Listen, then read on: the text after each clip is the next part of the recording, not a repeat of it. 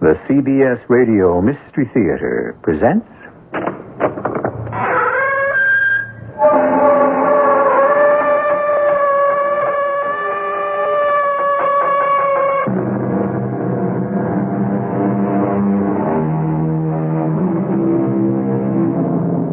Come in.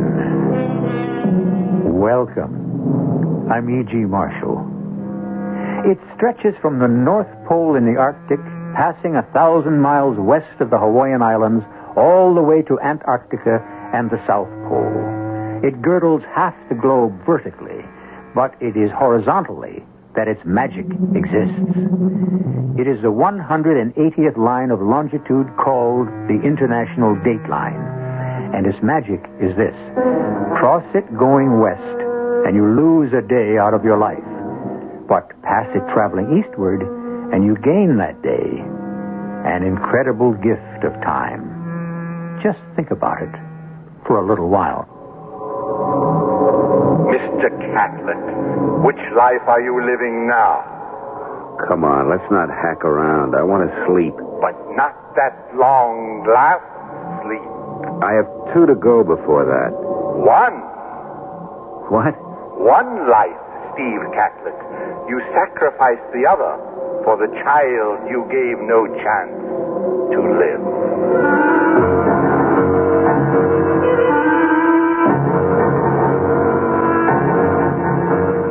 Our mystery drama, International Dateline, was written especially for the Mystery Theater by Ian Martin and stars Michael Tolan. It is sponsored in part by ARM, Allergy Relief Medicine, and Buick Motor Division. I'll be back shortly with Act 1. The Electra's all washed and loaded, and you're on your way. You figured 300 miles the first day, but with all of Electra's luxury and room, you're out 400 miles before you know it. Not only that, but the EPA mileage estimates are 22 highway, 15 city, and 18 combined. That's with the standard 5.7-liter engine and automatic transmission. Of course, your mileage will vary depending on how and where you drive, your car's condition, and how it's equipped. And EPA estimates are lower in California. But it's nice to know that a car with as much prestige and elegance as Electra can also be efficient. Buick Electra, a car that can actually make you look forward to a long trip. They surely will astound you, the amazing things you see. The cars they're built so wonderful, how can such things be? A little science, a little magic, a little science. Electra models are equipped with GM-built engines supplied by various divisions. See your dealer for details.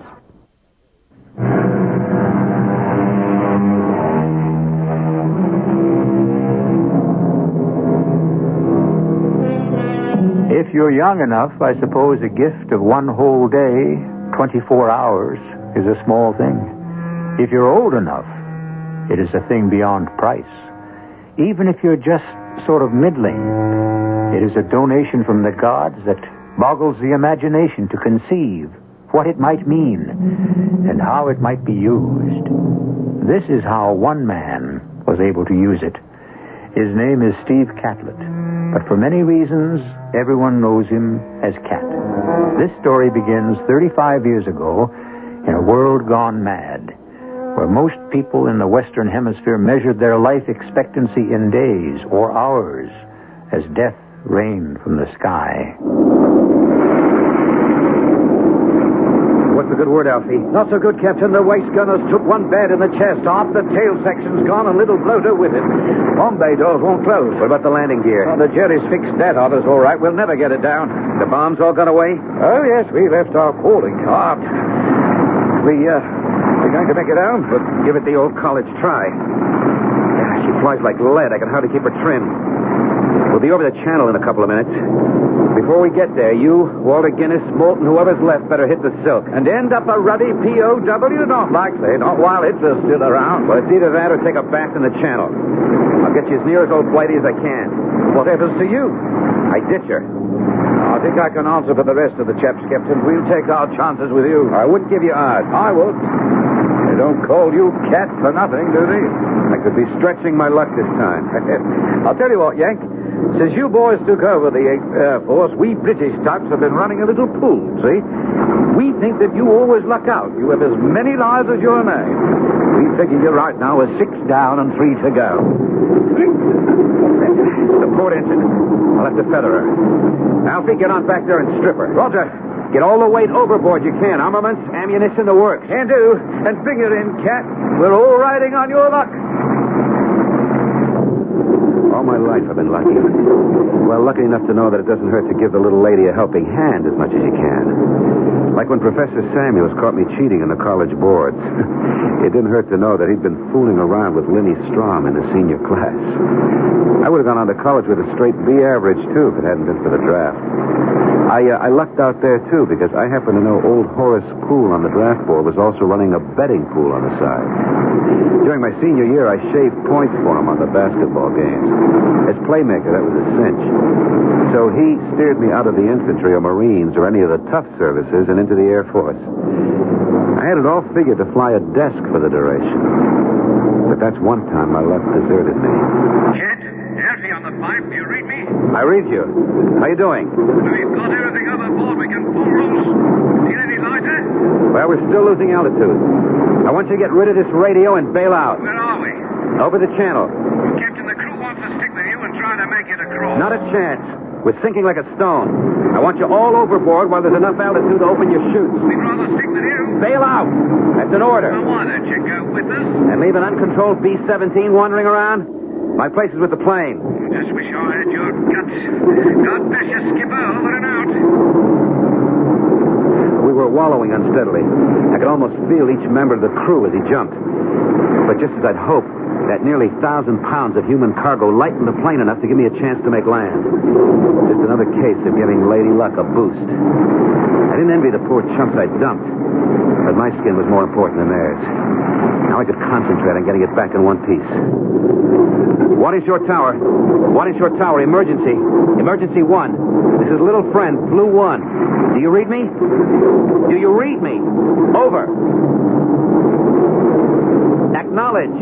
Am feathering one engine. Tail section half gone. I am somewhere southeast of you. Altitude 5,000 and sinking fast. Can you get a fix on me? Impossible to see anything. Heavy overcast below. Losing altitude fast.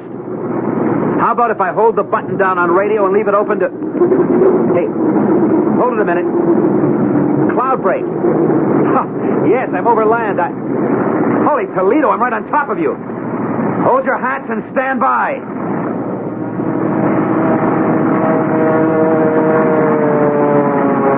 I remember the plane landing and then shearing sideways before I had time to cut the engines. I could feel her want a nose split and was fighting desperately to keep my control. I remember slithering sideways straight for the control tower and wresting her somehow out of the skid. And then she was tipping forward. There was a tremendous ripping crash.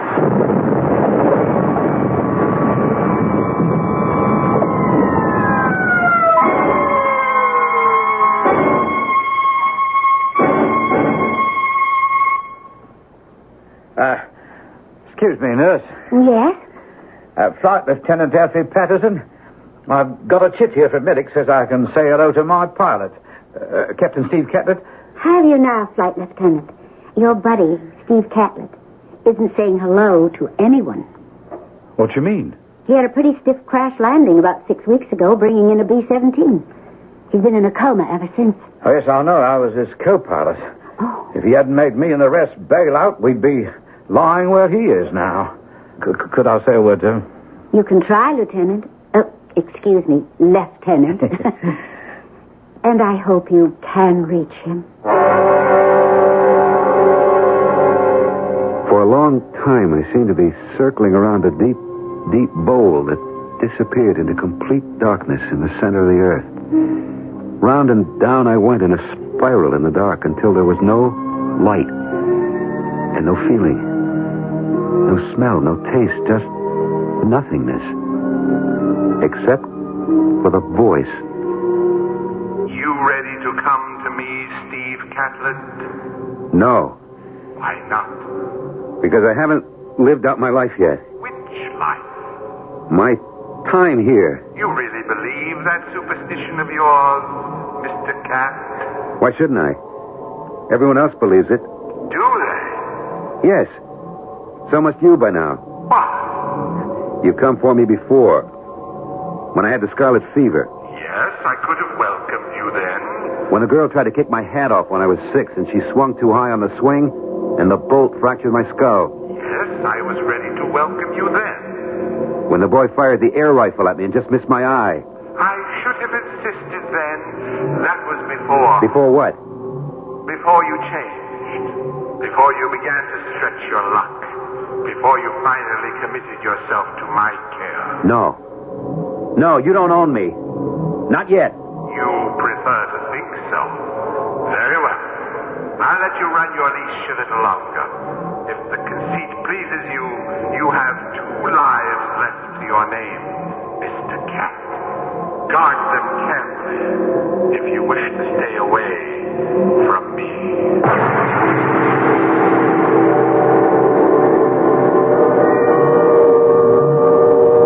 And now there was a soft light, luminous behind the blackness. On a cushion of air, I was being carried slowly upwards. And the beginnings of all my senses, except sight and voice, were returning. I was conscious of voices talking about me, far away. He's quite a guy, isn't he? Salt of the earth. They don't come any better.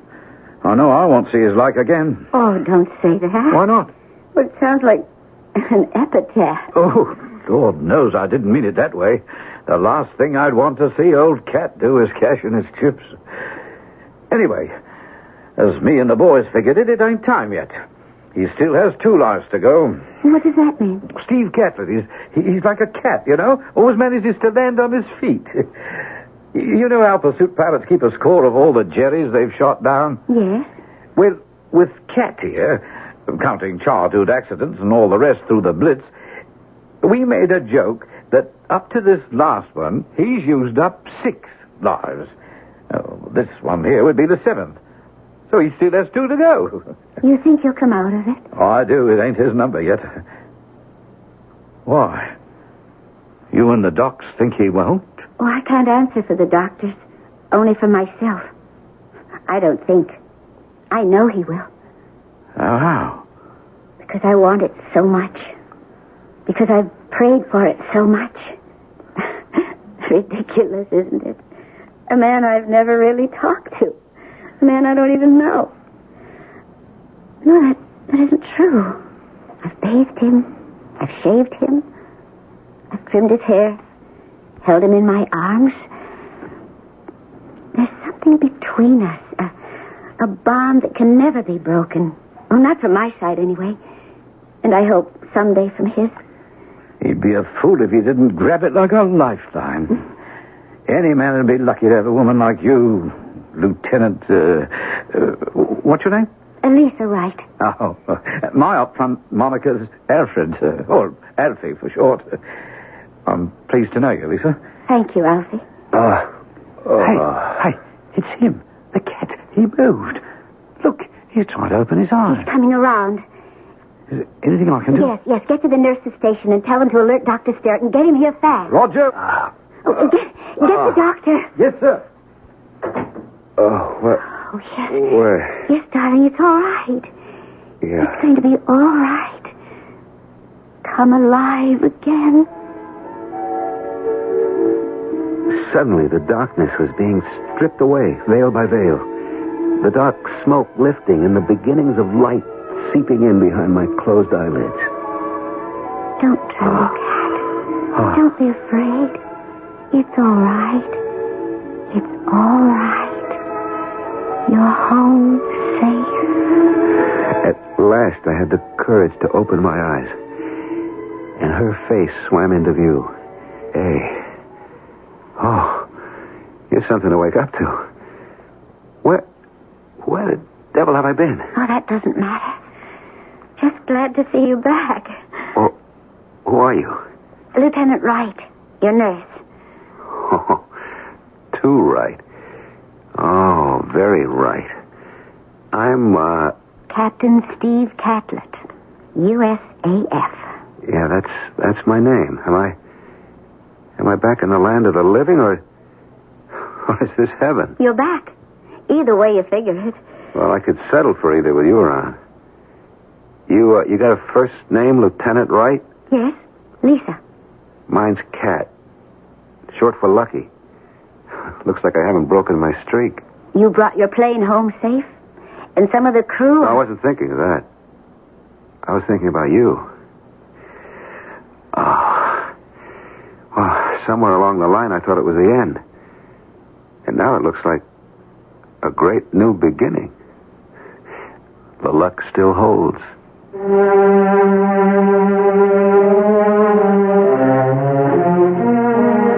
Of course, the essential thing about luck is that it's a one-way street.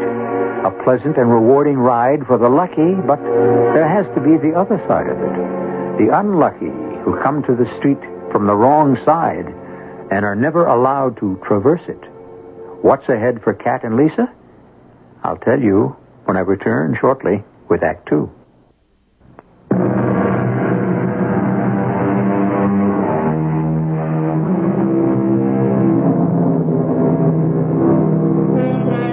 Once Steve Catlett returned to consciousness, his recovery was breathtakingly fast. So, it must be admitted, was his relationship with his nurse, Lisa Wright. Within a week after he had come out of coma, he was ambulant. Still, with the history of deep concussion, his doctors felt he should not yet be alone. A situation which was most welcome to him and Lisa. To be in England now that June is here. You're misquoting Browning. He said April. He was in Italy busy hanky-pankying with Elizabeth Barrett. I'm here now, and this is my month. What's the name of this little slice of paradise? Upper Whittlecombe on Tansby. Yeah, is there a lower Whittlecombe? I suppose. But that's for the hoi polloi. No, certainly. What we have here is much too good for the lower classes. With one exception. Oh, what's that? When do we make it absolutely perfect? What does that mean? Oh, you know, Lisa. When do you move in with me? I may be sharing my furlough with your sick leave just to make sure you take care of yourself. But as a nurse. Nurse companion. Well, of course. When we dreamed up this little excursion, I thought of you more as a companion. I hope I am. I try to be. Well, the days are not so bad, but the nights are lonely. I'm right in the next room at your beck and call. Oh, no, not quite. Why not the same room? Two can live as cheap as one. Maybe the important word there is cheap. I know all's supposed to be fair in love and war, but it doesn't work that way for me. I am the original old-fashioned girl. You ever get me, it's going to be for good. I don't know how anyone so luscious can be so forbidding. I thought you loved me. I do love you. With all my heart, my soul. But unless you love me back as deeply and as strongly, you won't want to give yourself to me as completely as I would to you. And you shouldn't, unless you're sure. Once we're committed, I'll never let you go. And that's what I'm supposed to be scared of? Mm-hmm, that's right. A fate worse than death. Oh, dear Lord. I hope it would never seem to be. It won't.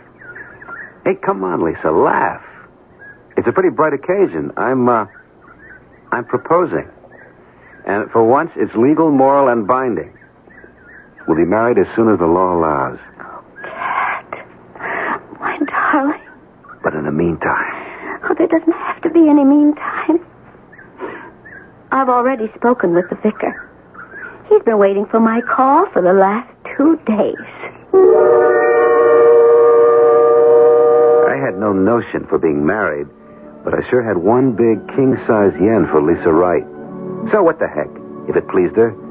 With the war looking like it would last forever, nobody figured to live long enough so it would come back to haunt us. Did I know that 2 days later would be D-Day? And for the first time, it began to look like there was an end of the tunnel somewheres. That meant I wanted no part of getting shot at again. So I wangled a desk job in London. Lisa's hospital was there, too, so we found a little flat and started to play at housekeeping. It was all right for a few months. And then I began to get the heebie-jeebies. Hey, Lisa, baby. What do you say? You want to go pub trotting? Oh, have a heart, Cat. I just came off a 4-day shift. So it'll do you good to cut up a little. Cat? What? I don't feel very much like cutting up. Oh, what's the matter? Well, couldn't I just be tired? Oh, sure. Oh, you hate to be cooped up, don't you? No, I just thought it might be fun to cut up a few capers. Let me beg off, huh? It isn't just for myself. Wait, well, you're not sick or anything. Oh, I'm not sick. But I sure am anything. What do you mean? You want to give me your hand? Well, sure, but what do you... Quiet, man. This is a new experience for you. Come on, put it on my tummy. That's not so new. This is something else. Well, what do you feel? Nice. Putting on a little weight, maybe, but, Surprise? You got to be kidding. How's that for kicks? You've got to be kidding. You mean that... The age-old question. The same old answer. How are you going to like being a father? Oh, I made all the right noises. I hope Lisa didn't guess. But, I mean, this wasn't my bag at all.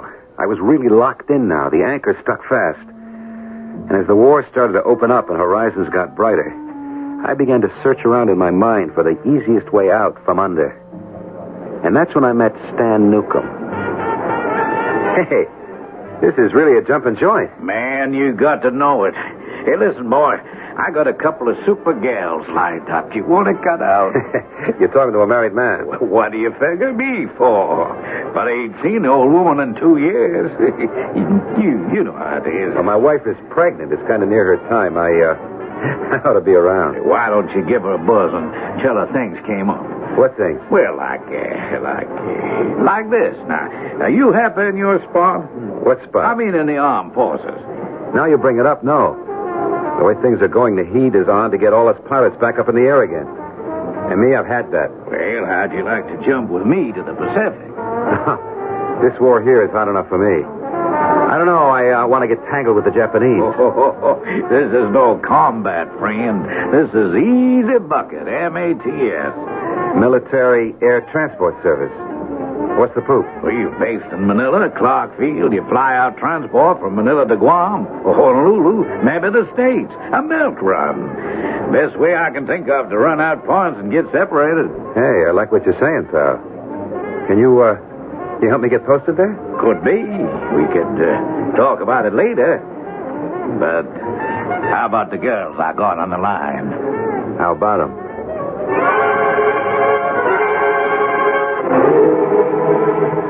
Hello? Are you there? It's Kat, honey. How are you? I'm fine. Cooking up a storm for you. Honey, I'm going to bomb out on you. Oh, no. Why? I can't tell you on the phone. New orders being cut. Oh? Well, when'll you be home? Don't count on me tonight. But I'm due back on duty tomorrow morning. Well, Operation Foul-Up, that's a service. Okay.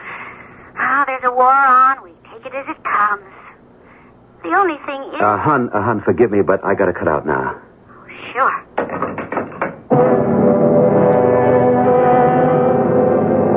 Okay, maybe it was just the wrong time. Could I know that? I mean, she wasn't due for a month. How could I know Lisa would go into labor that particular night? Or that the baby would be born dead? It was a boy. If only... Darling, where were you? The Army says, jump. What are you going to do? What turned up so suddenly that was so important? Well, we can talk about that when you're feeling better. There's only one thing that can make me feel better, Kat. What? I want to get out of here and go home so we can start another one to take its place. That really tore it for me. The last thing I ever wanted in my life was to be tied down. A wife was bad enough, but a kid. I figured I'd had a lucky escape. And now Lisa wanted to pin me down again. Well, it was time to get out from under. I went hunting Stan Newcomb. And by the time Lisa came home from hospital, I was all set. All the way to Manila? Based there? For what? You've done your tour? Couldn't you have ducked out? Tell it to the brass. They didn't think so. What am I going to do without you? It isn't forever, Lisa. Well, maybe I can get transferred to the Pacific. Look, why don't we just sweat it out? The war's got to end sometime. Meantime, my orders are cut, and I have to pull out. Is that what you really want, Cat? Oh, why would I want that? Well, you better not. I warned you. You bought me for the duration, and that doesn't mean the war. It means all the way. I'll be waiting, Cat. However long it is, I'll be waiting. Okay, Lisa, so you'd be waiting. But I'm not ready to be tied down. You cramp my style. I should have the guts to tell you straight out, but somehow I'm not built that way. 2 hours out of Hawaii, and we just crossed the international dateline, Cat. How does it feel to jump straight from today right into tomorrow? Great, Stan. Just my speed. I left all my worries behind me. Oh, I'm so relaxed, I think I'll hit the sack. Yeah, me too, buddy. See you in the Philippines. Man, this is the life. But which life, Steve? Do you know? You again. What do you want? Just the answer to a simple question. Which life are you living now, Mr. Cat? Oh, come on, let's not hack around. I want to sleep. But not that long, last sleep. I have 2 to go before that. One. What? One, Steve Catlett. You sacrificed the other for the child you gave no chance to live. But that wasn't my fault. If you had been there, you could have brought Lisa to the hospital in time. How do you know? It's my business to know such things and to teach you to believe them. Who are you? Who are you? The answer to that question lies in your heart. Huh? Did you say something, Cat? No, I just had a bad dream, that's all.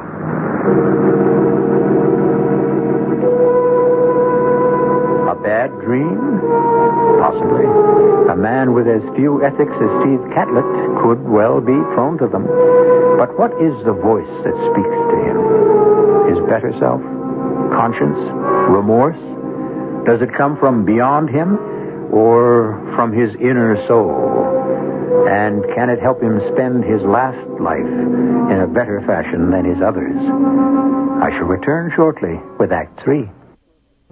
We're going to stick our neck out and tell you something. It's hard to mix with Arrow shirts. And the reason is so simple. America's shirt maker is Arrow shirts. America's shirt maker has done it again with what is probably the best shirt collar ever made. Arrow's patented custom collar, and only Arrow's got it. It's a whole inch wider at the bottom than the top, just like your neck is. It's adjustable by a full half inch, and it's got a special notch so the neckband doesn't show over your tie. America's shirt maker is Arrow shirts. See why we're sticking our neck out. Stick your neck into an Arrow custom collar. America's shirt maker is Arrow shirts. If we're not already your shirt maker, we ought to be.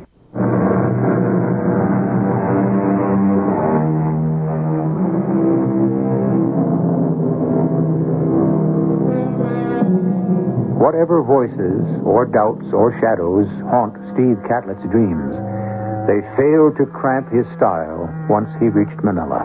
Manila was a town in a mad whirl of euphoria.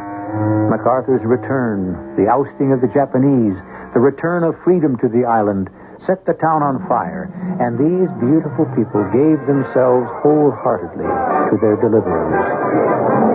Oh, man, this is one jumping town. You can say that again, Stan.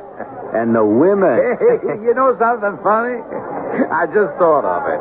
You know from where we are sitting right now, they're standing upside down. Who's standing upside down? Lisa and Claire, our wives. So what's so funny about that? Oh, come on, don't you get it? How could they know what we're doing if they're looking the wrong way? I sure hope you're right. Of course I am. The thing to do, boy, is stay out of involvements. Safety in numbers. For a couple of months, it was a great life. The girls were plentiful, and the rum cost about 30 cents a fifth. Flight duty was a breeze. We'd climb to altitude, set her on automatic, and take turns sleeping off the high living. Oh, yes, we had it made all right. That is, until I met Purita. Have another drink, baby? No, thank you, Captain Catlet. And the name is not Baby. Oh, I'm sorry. I don't believe I caught it when we were introduced. I am Purita Illusorio. Miss Illusorio. Oh, well, that's a relief. Is it? From what I know of your reputation, would it make so much difference if I were married? Well, of course. Aren't you? Me? Oh, free, white, and unencumbered. Then don't let me cramp your style. Look, why don't we take a walk outside and find out what you meant by that remark? I could use some air, but that doesn't mean my explanation will bring you much pleasure. I'll take my chances. Purita, or Puring, which was her nickname, was a knockout. She glowed with some inner fire. Her skin was light burnished copper. Her eyes brown liquid shot with flecks of gold. And she moved as sleekly and gracefully as a cat. One thing she had in common with Lisa, she was untouchable unless... So I mumbled the right words and made the promises, pleading delay only until I could get the permission of my commanding officer to marry. Which, of course, I never intended to do. But the deception worked. And Puring and I took up housekeeping without benefit of clergy in her apartment in Ermita, downtown Manila. This run is getting to be Dolesville. How's about a few minutes of light chit-chat? What's to talk about? Well, like, for example, there's a new dame in town, White Russian, and has she got a sister? Hey, come on, Stan. You know I don't make that kind of scene anymore. Too occupied with Purita, huh? Well, yeah, if you have to know. That's a pretty cozy little setup you have there, pal. Just a word to the wise. I'd think twice about getting too cozy with a little Illusorio dame. She comes of quite a Filipino family with a lot of clout. You asking for trouble. Did I ask you for any advice? Now button up and let me get some sleep. Pleasant dreams, I hope. It's a bad habit. I don't dream. But that statement was to come back to haunt me. Because a few weeks later, on a long haul to Honolulu, I was rocked to discover my wife was not as far away as I thought she was. Even before I landed, ground control had told me that Lisa was in the islands and waiting for me at the Kamalama Hotel. Darling, darling, darling. We're back together again. It's great, Lisa. Super, but how in the world... I couldn't be away from you any longer, so I came running. But how did you manage to wangle... Hey, you're in civvies. You mean that... Darling, the war's almost at an end. My enlistment was up. I grabbed at the chance to get out. But your career... Career? Oh, you think I wanted to be a nurse? That was my conscience working. Now I'm concentrating on something nearer to home. Us.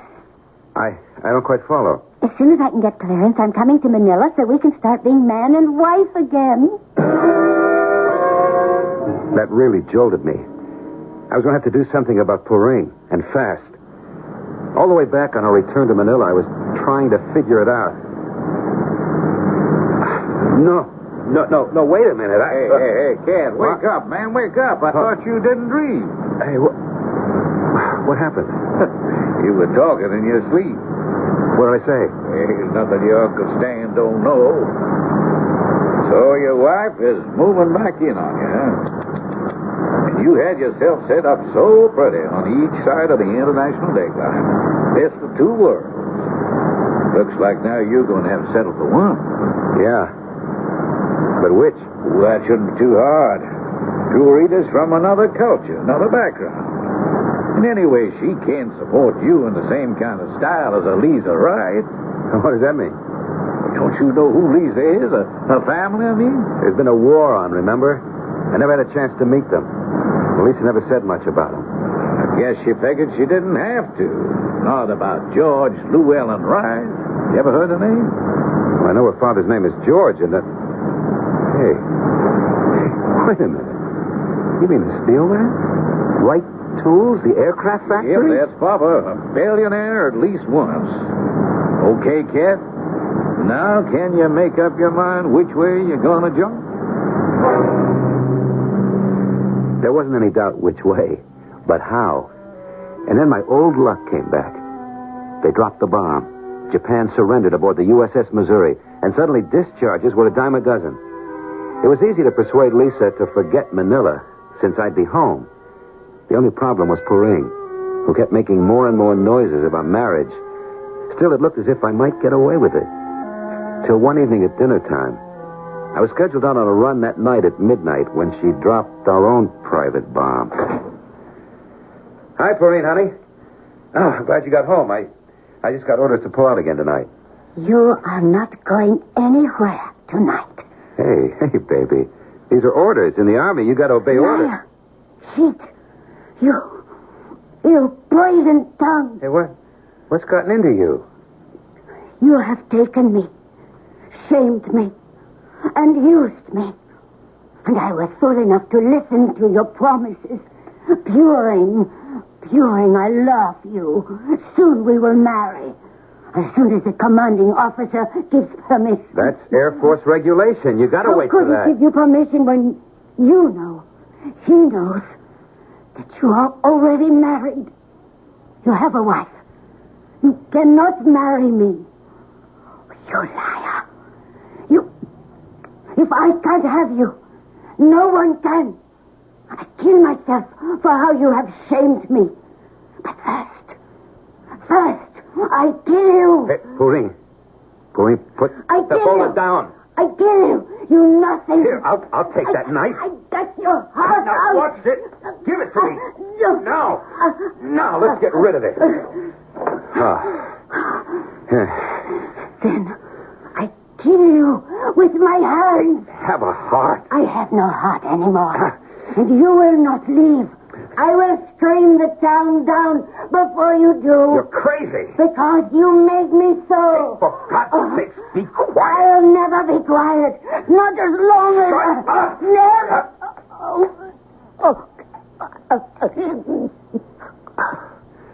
Puring, I didn't mean to... Puring. Oh, no. She's dead. It happened so fast I couldn't believe it. She was so little. Her neck, it had just snapped under my hands. At first I was paralyzed. It took 3 or 4 drinks before my mind started to move. And then I knew what I had to do. I wrapped her in a blanket, waited for dusk, carried her to my Jeep. On the way to the field, I sidetracked to a deserted bridge and dropped her in the Pasig River. The tide was going out. With any luck, she'd be carried out to Manila Bay in the China Sea. And then I headed for what I'd made up my mind would be my last flight out of Manila. Kid, what's the matter with you? Your jump is your name. I don't feel so hot. Maybe I'm coming down with something. Yeah, well, maybe you better let me take the first leg to Guam. You sleep it off. I wouldn't have believed it. I did sleep. Like I'd been knocked out. Then at Guam, Stan conked out while I took over. And now, wide awake, the horror of it was back with me. What to do? What to do? If only I could go back. If only today had never been. And then suddenly, gazing blankly at the instrument board in a sort of blinding flash, I saw we were just about to cross the international dateline. If only I could gain that day. If only there really was a gift of time that would... What would you do with this cat? It's you again. It's me always. What would you do with the day cat? I wouldn't kill her. I'd find some other way. And what would you give if you had the chance? Anything. Anything. Then go see if you can find the way. There was a blinding flash of light, and then darkness, and then morning, and waking up and repeating the day as if in a dream. I saw Puring off to work. We said the same words. I reported to the base, got my orders to fly out at 2400 that night. I saw the same people, ate the same food. And at last it was evening, and I was waiting for Pureen to come home. Hi, Pureen, honey. I'm glad you got home. I don't believe it. What do you mean? I just came from your commanding officer. I know the truth, Cat. I know you are married. I was going to tell you. Were you? Well, it doesn't matter. What are you going to do about it? What are you afraid of? That I will tell your wife, ruin her life, as you have mine? I'm begging you, Pureen. It would kill Lisa. You have nothing to worry about. I don't want her blood on my hands. I leave it to yours. You will go back to her? Yes. She would be better off without you. But that is her business. I was a fool to give myself to you. You are not worth it. I come of an old and proud race, and I had no right to pollute my bloodlines. Now get out of my sight. What are you going to do? That is none of your business. Oh, don't worry. I will never trouble you again. You mean I'm free?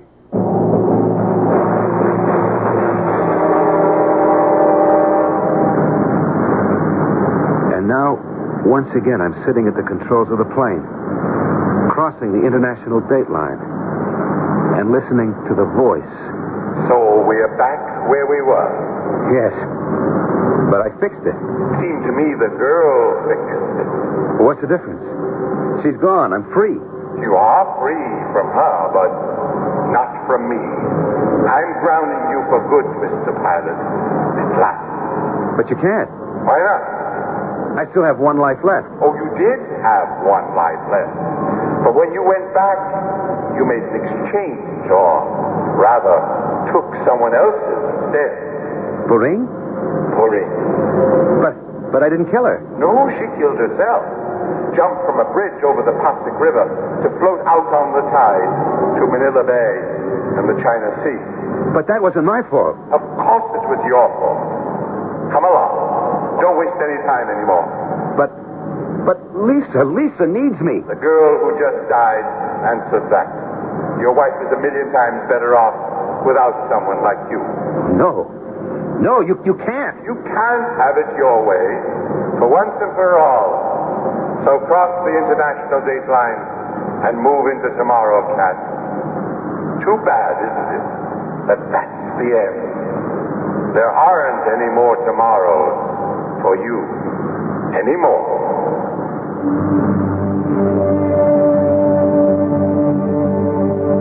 It was a small squib in the papers. A Mats plane bound for Hawaii was lost in the vicinity of the international dateline. The pilot, Captain Stephen Catlett, was presumed lost with the plane. By some miraculous chance, the co-pilot, Lieutenant Stanley Newcomb, fell clear during the wild descent and was able to make a parachute landing. He was picked up in good condition by a passing destroyer. Lieutenant Newcomb was unable to account for the accident. He was asleep while the plane was under automatic control, and Captain Catlett was in full command. I'll be back shortly.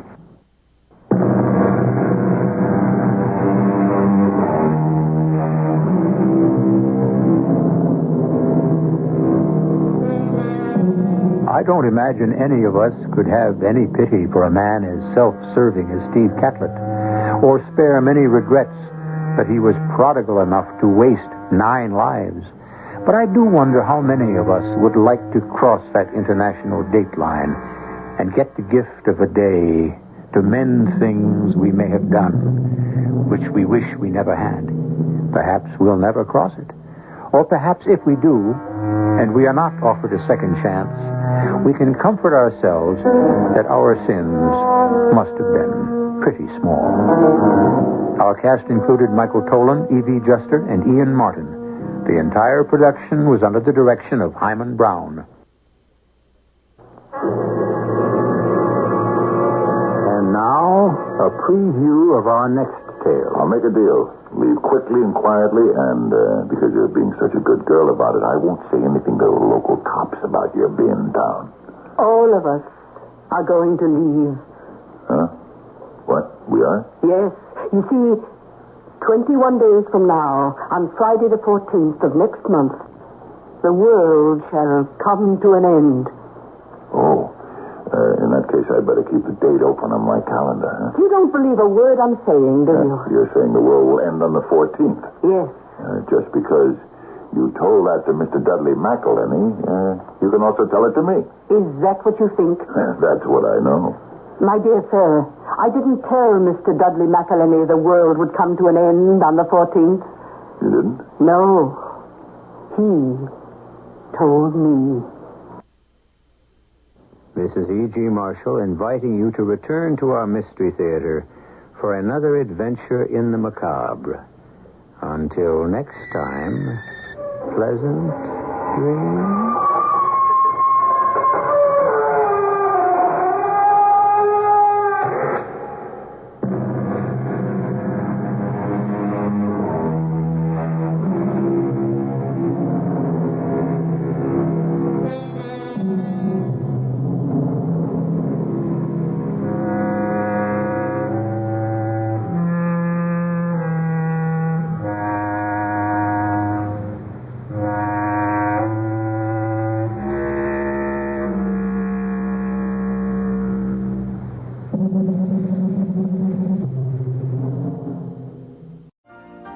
You've been listening to the OTR Gold Network.